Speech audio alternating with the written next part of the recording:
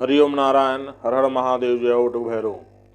मैं आचार्य राकेश मिश्रा, ज्योतिषाचार्य, वास्तुशास्त्र, तंत्र विशेषज्ञ, ज्योतिष शास्त्र वाले करीब में आप लोगों को लेकर आया हूं कि जातक के पंचमेश के द्वारा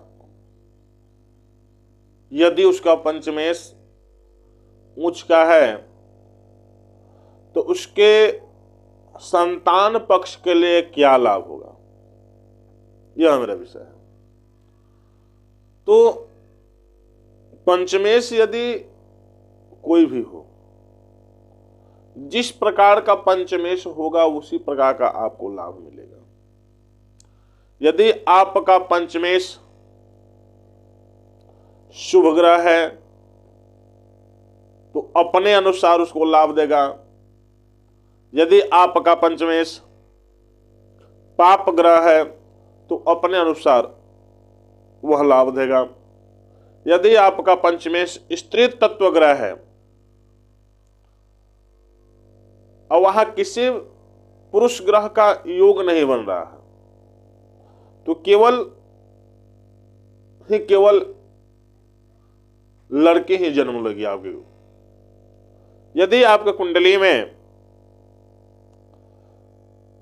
पुरुष और स्त्री दोनों का संयोग बन रहा है, दोनों ग्रह विराजमान है या सातवीं दृष्टि पड़ रही है, तो पुत्र और पुत्री दोनों का योग बनता है।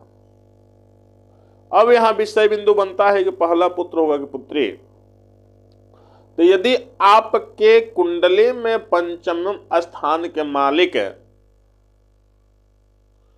सूर्य मंगल बृहस्पति है, विराजमान है उसमें, तो निसंदेह ही सबसे पहले आपको पुत्र की ही उत्पत्ति होगी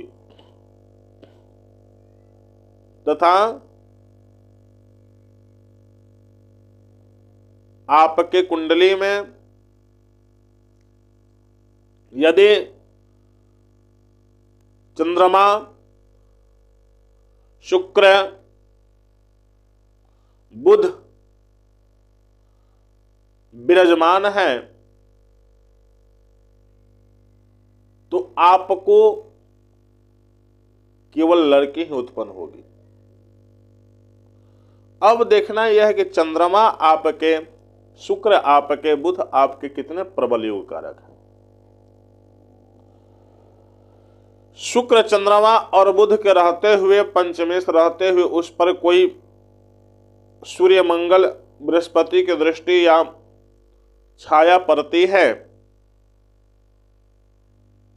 कोई भी दृष्टि पड़ती है, पूर्ण दृष्टि पड़ती है या त्रिपाद दृष्टि, एकपाद दृष्टि, कोई भी दृष्टि बनती है तो उस स्थिति में आपका पुत्र का योग बन जाता है, नहीं तो नहीं बनेगा। यदि उस पंचमेश पर किसी पुण्य का, किसी पुरुष तत्व का योग नहीं बन रहा है तो आपके कुंडली में पुत्र योग नहीं है। अब कैसे होगा भाई? तो वहां देखना है कि आपके कुंडली में आपके पंचम स्थान के मालिक कौन है और पंचम स्थान का मालिक को देख करके उस पर दृष्टि यदि किसी का है या नहीं है, उस पंचमेश का विधिवत पूजा करेंगे अपने अभिलाषित कामना लेकर, तो वो संतान की उत्पत्ति अवश्य होगी। चूंकि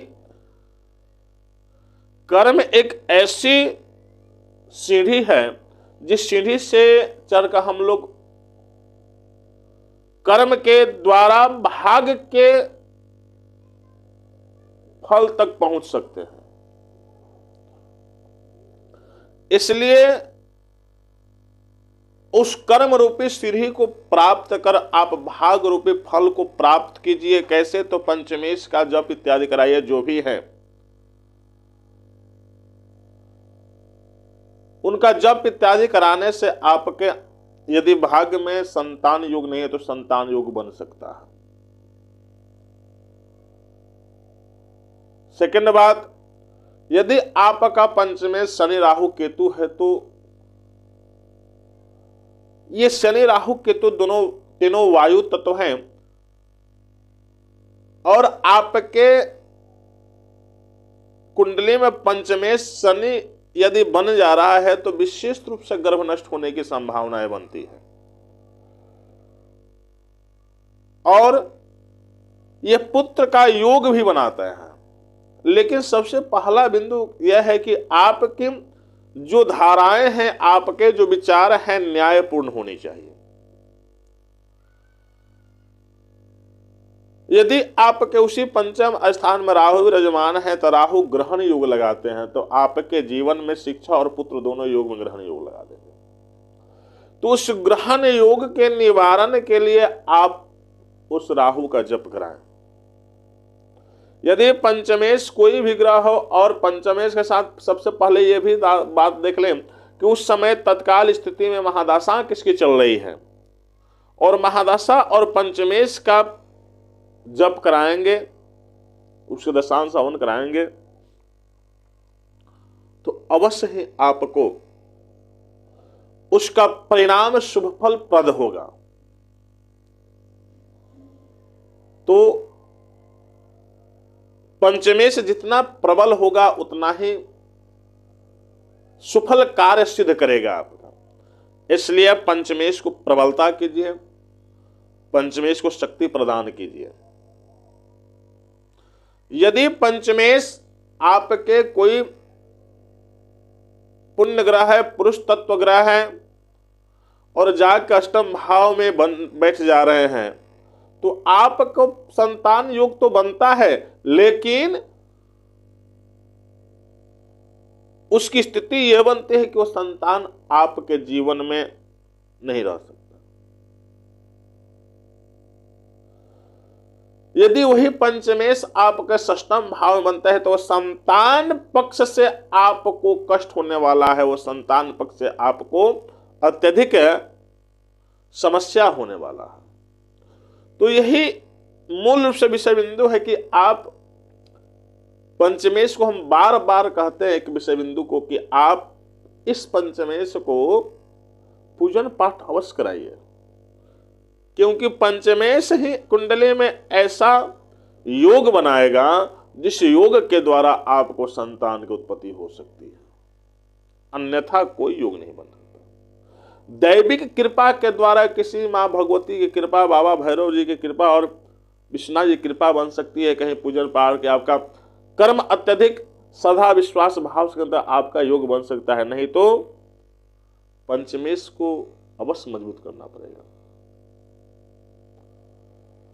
क्यों कहते हैं पंचमेश को मजबूत करना? तब कर्म ने अधिकार समापद शुक्राचरम, कि कर्म ही आपका विषय बिंदु है, वही जो फल प्राप्त होगा तो वह कर्म के द्वारा फल प्राप्त होगा। इसलिए हमेशा इस विषय बिंदु को ध्यान रखें कि यदि आपका पंचमेश प्रीत अवस्था में है, अरिष्ट भाव में है, यदि आपके कुंडली में केवल बालिकाएं लिखी हुई है, इस लड़की ही लिखी हुई है, तो अच्छे दैवज्ञ से अपने कुंडली को दिखा करके,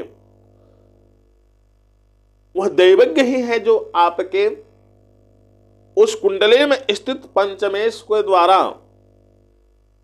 जो आप घटित होती है आपके जीवन में घटना है, उसको परिवर्तन शुभ फल में लाकर और आपको संतान योग प्रदान करा सकता है, नहीं तो दूसरा कोई नहीं है, डॉक्टर भी नहीं है।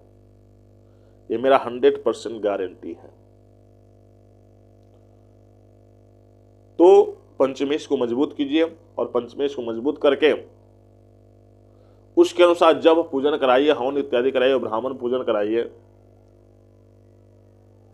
इससे आपको